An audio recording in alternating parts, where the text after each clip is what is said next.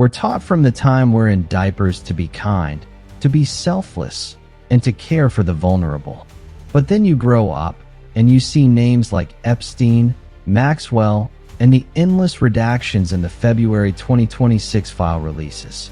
You start to realize there's a gap, a massive, terrifying gap between the good values we teach our children and the way the world is actually run. Most people call it the system. But in 1776, a man named Adam Weishaupt had a different name for it, the Order of Perfectibilists. We know them today as the Illuminati. And if you think they're just a meme or a punchline in a commercial, you haven't been paying attention to how they actually operate. Adam Weishaupt wasn't a movie villain. He was a professor of law who understood human psychology better than almost anyone in history. He knew that if you want to control society, you don't do it with a loud mass movement.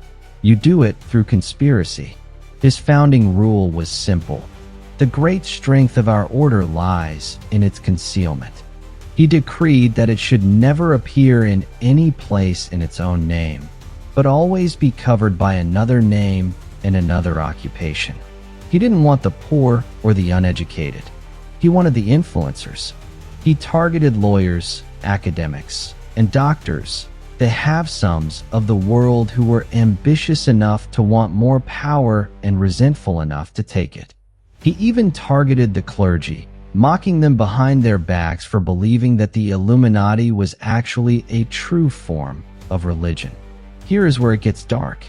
To join the higher ranks of Weishaupt's order, you had to leave your morality at the door. Assassination, perjury, and rebellion weren't viewed as crimes. They were tools for the good of the order. Does that sound familiar? We see it in the modern day, a system where the powerful are protected by technical errors and redactions while the victims are treated as collateral damage. Weishaupt's goal was a new world order where an enlightened elite ruled over the masses. We teach our kids to be empathetic because empathy is what makes a community work. But for a predator, empathy is just a vulnerability to be exploited.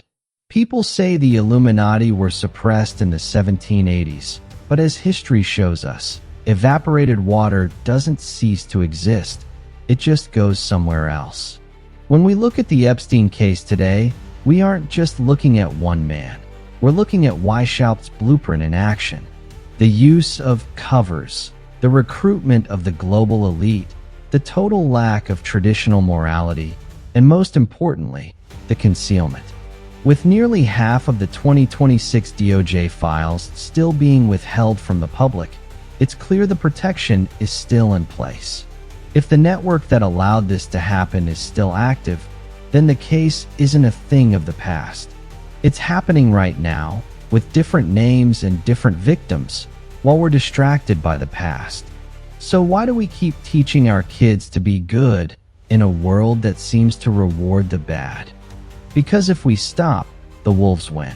Adam Weishaupt's greatest trick wasn't convincing the world he didn't exist. It was convincing us that being good is a weakness, when in reality, it's the only thing that can ever truly expose the shadows. The all-seeing I shouldn't belong to them. It should belong to us. Thanks for watching. Stay curious, stay empathetic, and keep your eyes open.